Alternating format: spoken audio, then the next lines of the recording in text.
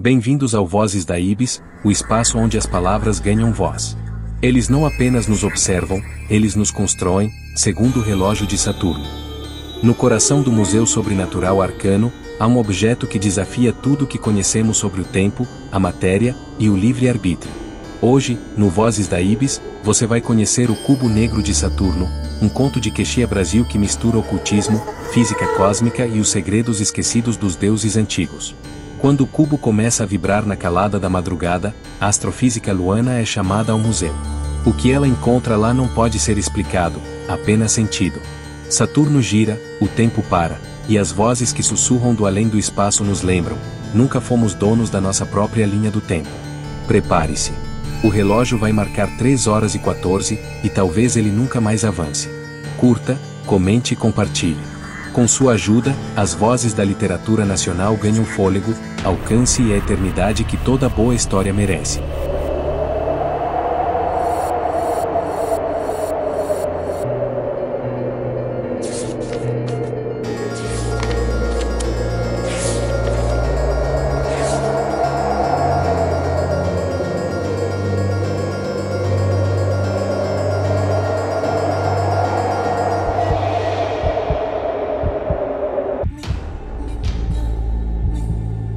Cubo Negro de Saturno. Keshia Brasil. Eles não só nos observam, eles nos constroem, segundo o relógio de Saturno. Fragmento do Codex Saturninus, século III. O Museu Sobrenatural Arcano era conhecido por abrigar o que outros museus temiam exibir, objetos cuja história se dobrava perigosamente entre o real e o mítico. Mas nada ali intrigava tanto quanto o Cubo Negro de Saturno. Ele ficava localizado no centro da sala dos artefatos proibidos, envolto por uma redoma selada com tecnologia de laboratório. Ninguém chegava a menos de 2 metros. A maioria nem insistia. Havia algo no cubo que o olhar não compreendia. Uma opacidade que devorava a luz, um material que desafiava qualquer espectroscopia. Em seu entorno, tudo parecia andar em um compasso lento, como se o tempo ali fosse outro. Visitantes relatavam fenômenos estranhos, sonhos recorrentes com Saturno, sensações de déjà vu e lapsos de memória. Alguns chegaram a afirmar que, após encarar o cubo, perceberam o tempo como um filme de quadros soltos. Luana, consultora do museu e astrofísica, sempre o considerou uma curiosidade científica, até que a ciência deixou de bastar. Era uma noite de junho, com o céu limpo e estrelado. Ela estava em casa, revisando um artigo sobre as anomalias gravitacionais no polo norte do planeta.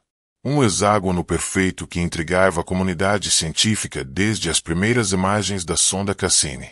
Enquanto lia, seu celular vibrou com uma mensagem inesperada de Mauro. O cubo está ativo. Venha. Mauro, o vigia noturno do Arcano, era um cético endurecido. Não acreditava em fantasmas e nem em maldições. Mas aquela mensagem, enviada às 3h14, o horário que ocultistas associavam à hora morta, soava mais como um presságio do que um pedido. Luana hesitou, mas algo, uma urgência que não sabia nomear, a fez pegar as chaves e dirigir até o museu adormecido. Qual é a origem do cubo? Essa era uma pergunta que ninguém respondia com precisão. O que se sabia era fragmentado. O Codex Saturninus, um manuscrito apócrifo do século III encontrado em uma cripta romana, mencionava um cubo de ébano sideral, vindo do trono dos arquitetos de Saturno. Séculos depois, em 1939, durante escavações no deserto sírio, um artefato similar foi encontrado em uma tumba subterrânea, cercada por símbolos hexagonais e inscrições antigas. O objeto desapareceu em 1945, em meio ao caos do pós-guerra, ressurgindo apenas em 2012 em um obscuro leilão vienense frequentado por membros de sociedades esotéricas. O cubo aterrissou no Arcano como doação anônima, sem registro oficial, mas os registros extraoficiais apontavam um rastro de acidentes inexplicáveis, colapsos mentais e anomalias temporais em todos que o manusearam. Ao chegar ao museu, Luana encontrou Mauro trêmulo, os olhos fundos.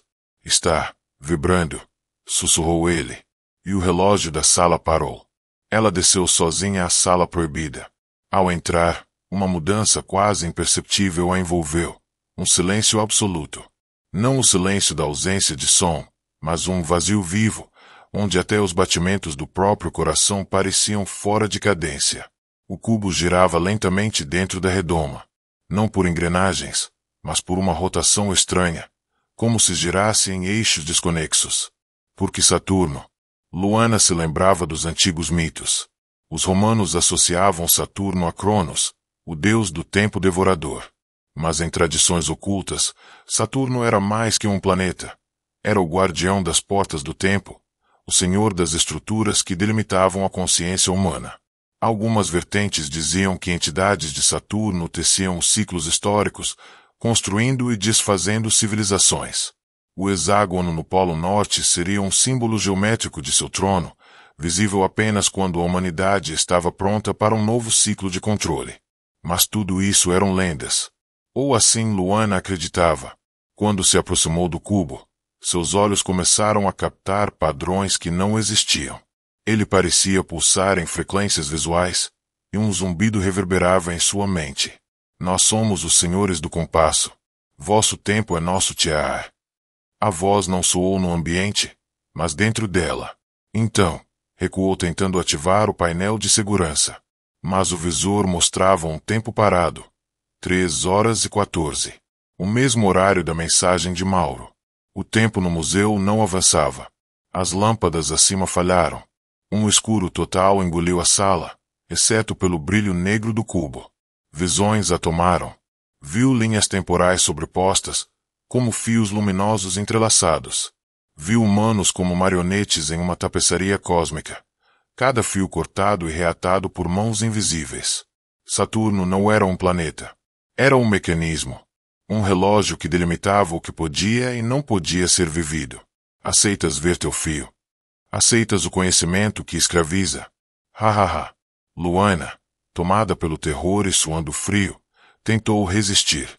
Mas quando abriu os olhos, percebeu que já não estava na sala. Estava fora do fluxo de tempo, em uma visão de uma cidade humana se desfazendo e se reconstruindo, como se cada época fosse um brinquedo montado e desmontado. Saturno, no céu, piscava como um olho. Quando Mauro a encontrou, horas ou instantes depois, quem poderia dizer? Ela estava no chão, o rosto de espanto, segurando um caderno com as seguintes inscrições. O tempo não é vosso. Nunca foi. A pressa é a ignorância dos tolos. O tempo é a armadilha dos deuses. Aceita tua prisão ou veja-a claramente. Então, jamais fugirás. O cubo estava móvel novamente, mas o relógio da sala jamais voltou a marcar a hora. Desde aquela noite, permanece congelado às 3h14. Obrigado por assistir ao nosso canal. Vozes da Ibis, Contos e Mistérios te aguarda para a próxima história. E não se esqueça, o link para adquirir os livros da Ibis está na descrição do nosso canal. Até breve.